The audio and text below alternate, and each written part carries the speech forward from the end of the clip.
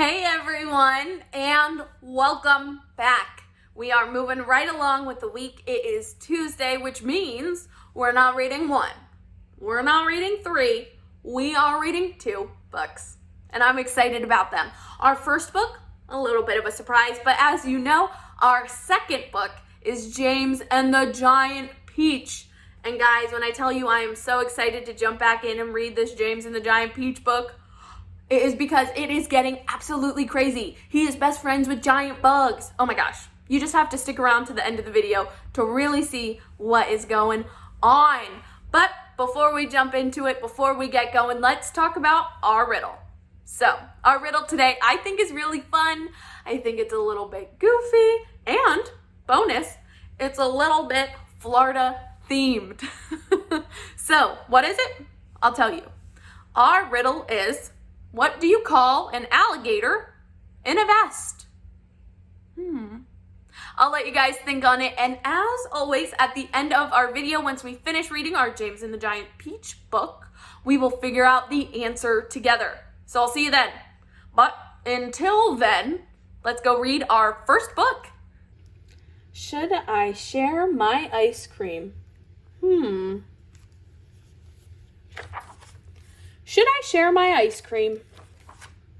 Ice cream, get your cold ice cream for a hot day. Oh boy, ice cream. 1 ice cream, please. Here you go. Oh boy, I love ice cream. Wait, Piggy loves ice cream too. Piggy is my best friend. Should I share my ice cream with her? Should I share my awesome, yummy, sweet, super great, tasting, nice, cool ice cream? Look at that silly face.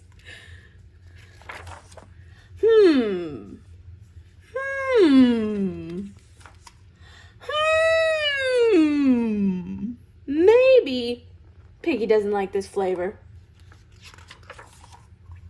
Sharing a flavor Piggy does not like would be wrong. I will eat the ice cream. Wait, Piggy will like this flavor. It's very yummy. I will share my ice cream. It will not be easy. Hey, Piggy's not here. She does not know I have ice cream.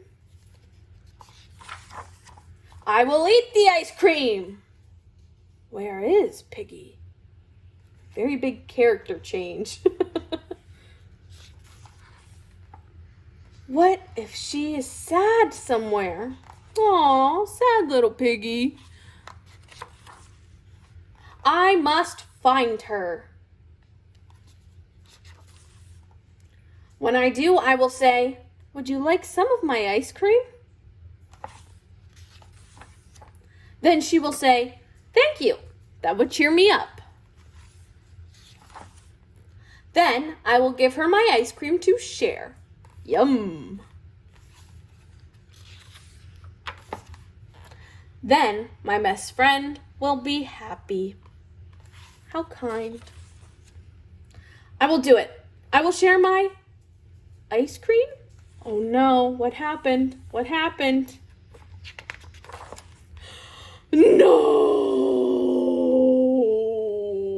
So sad. Now, Piggy cannot have any of my ice cream. Now, I cannot have any of my ice cream. Oh, poor guy. I blew it. Who's there? You look sad. Would you like some of my ice cream? Thank you. That would cheer me up. Yum. Just friends being pals. Had a thought. That was not my plan. Oh well, this works too. The end. Our positive action today, guys, is a great one. I think it is a wonderful way to express to the folks around us how appreciative we are. Spread a little love and kindness. What emotion am I talking about? I am talking about the feeling or emotion of thankfulness, being thankful. So, what is it? Let's get into it. Being thankful is a deep appreciation for something or someone. Now, how do we feel this? How does it present itself up in our noggin? Well, think about a time someone helped you. They went out of their way. They really didn't need to, but they said, hey, Emma over there needs some help. I'm going to help him. Think about it. How did it make you feel? Were you appreciative? Were you thankful? Did you let that person know that you were thankful? All right. Well, that's something we've got to talk about. Talk about when people do something for us that makes us feel this feeling of thankfulness or being grateful, a deep appreciation for them. We should let them know. Because when we let people know that, hey, I really appreciate the help that you're giving to me and how you're really helping me grow and become better, it helps. It makes them feel nice. And it makes them know that you appreciate them, that you are thankful for their help. You are thankful for them, for the love and the guidance they may be giving you. Or, hey, say someone just picks up something you dropped on the street. What are you going to say? Oh, give me that. No, you're going to say, thank you. I didn't realize I dropped that. Just a simple thank you. When I tell you kindness counts, kindness counts. I'm telling you, it's the truth. So spread a little extra love and kindness by just saying thank you the next time you feel thankful. All right, let's go read. It's that time. It's time to read James and the Giant Peach. Guys, I'm excited because if you remember what we last left off reading was that our friends James and the giant insects, the creatures as they call them, are on their way somewhere. I don't know where. I don't know when, I don't know how, but we will find out. The caterpillar was just up chewing through the giant stem in the tree to let the fruit fly, pretty much. So, let's see what happens. Let's jump right back in. Would you like for me to take you under my wing so that you won't fall when we start rolling? That's very kind of you, said James, but I think I'll be all right. Just then, the centipede stuck his grinning face through the hole in the ceiling and shouted, I've done it! We're off! We're off, the others cried. We're off! The journey begins, shouted the centipede. And who knows where it'll end, muttered the earthworm. If you have anything to do with it, it can only mean trouble. Nonsense, said the ladybird. We are now about to visit the most marvelous places and see the most wonderful things. Isn't that so, centipede? There's no way of knowing what we shall see, cried the centipede. We may see a creature with 49 heads who lives in the desolate snow. And whenever he catches a cold, which he dreads, he has 49 noses to blow. We may see a venomous, pink-spotted scrunch who can chew up a man with one bite. It likes to eat 5 of them roasted for lunch and 18 if it's super at night. We may see a dragon, and nobody knows that we won't see a unicorn there. We may see a terrible monster with toes growing out of the tufts of its hair. Oh. We may see a sweet little birdie bright hen, so playful, so kind, so well bred, and such beautiful eggs. You just boil them, and then they explode and blow off your head. And we'll surely see an enormous gnat. Those sting and sting and sting. And then they go sting you in your knee. And it comes out through the top of your hat. Oh my gosh. These are some crazy observations that they are hoping to see. We may even get lost and be frozen by frost. We may die in an earthquake or tremor. Or, nastier still, we may even be tossed on the horns of a furious dilemma. But who cares? Let us go from this horrible hill. Let us roll, let us bow, let us plunge. Let's go rolling and bowling and spinning until were away from old Spiker and Sponge. 1 second later, slowly, almost so gently, the great Peach started to lean forward and steal in motion. The whole room began to tilt over. All the furniture went sliding across the floor and crashed into the wall. So did James, the ladybird, and the old green grasshopper. And Miss Spider and the earthworm were also slithering quickly down the wall. Part 15. Outside in the garden at that very moment, Aunt Sponge and Aunt Spiker had taken their places in the front gate, each with a bunch of tickets in their hands, and the first stream of early morning sightseers were visible in the distance, climbing up the hill to view the Peach. "We shall make a fortune today," Aunt Spiker said. "Just look at all those people." "I wonder what became of that horrid little boy of ours last night," said Aunt Sponge. "He didn't ever come back in, did he?" "He probably fell down the dark and broke his leg," said Aunt Spiker. "Or maybe his neck," Aunt Sponge said. "Just wait till I get my hands on him," Aunt Spiker said, waving her cane. "He'll never want to stay out all night again. And by the time I've finished with him, good gracious me, what's that awful noise?" Both women swung around to look. The noise, of course, had been caused by the giant Peach crashing through the fence, and now gathering speed on every second, it came rolling across the garden towards the place where Aunt Sponge and Aunt Spiker were standing. They screamed. They started to run. They panicked.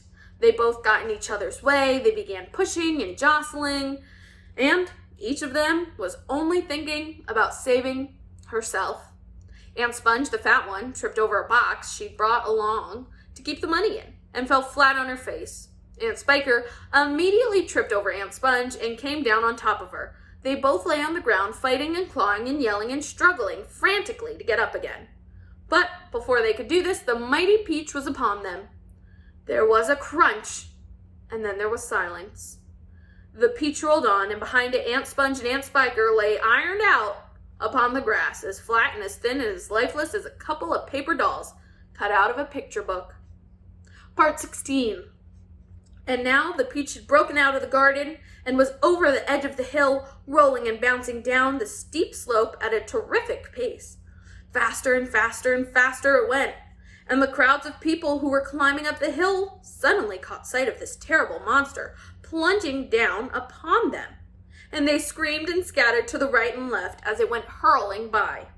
At the bottom of the hill, it charged across the road, knocking over a telegraph pole and flattening 2 parked cars as it went by.